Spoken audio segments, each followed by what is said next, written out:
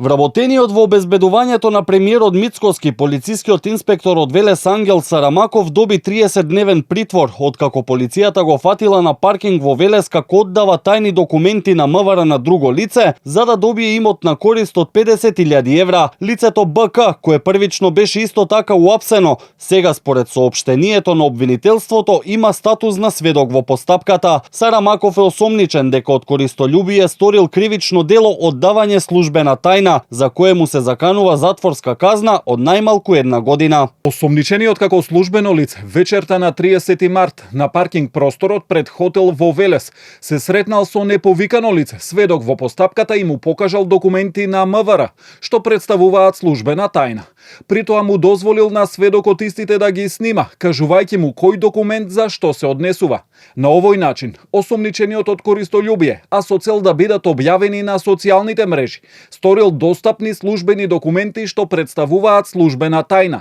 со цел да прибави паричен износ од 50.000 евра од лицето за кое се однесувале документите. Велат од обвинителството и при тоа ги демантираат наводите во јавноста дека уапсениот оддавал тајни на криминалната група од Грчец, без да кажат за кого биле наменети и што содржеле документите. При акцијата, полицијата во возилото на Сарамаков пронашла ранец во кој биле службените материјали од МВР, а потоа биле извршени дополнителни претреси, каде што се прибрани уште докази во интерес на истрагата. Од владата за Канал 5 уверуваат дека во случајов не е нарушена безбедноста на премиерот Мицкоски, но експертите алармираат дека станува збор за исклучително сериозна ситуација, која предизвикува опасност врз највисоките функционери, но и компромитирање на државните тајни, а воедно покажува и колку длабоко се инфилтрирани картовите.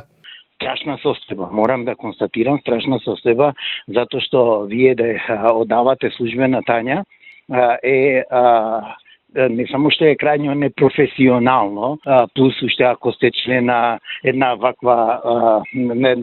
ваква служба која што се грижи за безбедноста на највисоките државни функционери, премиерот, тоа е многу опасна работа и тука Министерството за внатрешни работи треба да спроведи најсериозна истрага, значи целосна, не само према ова лице, и према сите други кои што имаат сертификати, соодветни безбедносни сертификати до пристап до овие информации, значи зборувам информации службена тајна, државна тајна и така натака и така натака. Дека постојат кртови во МВР тврдеше министерот за внатрешни работи Панче Тошковски, кој посочуваше дека се води истрага за откривање на оние кои работат против службата. Таа изјава ја даде откако беа уапсени двајца пензионирани полицајци кои исто така оддавале службени тајни на криминалната група од Дуќанџик и ги пробивале полициските акции, а претходно поради истите причини беше компромитирана и акцијата Планина во 2021 година, со која беше опфатена групата од Грчец.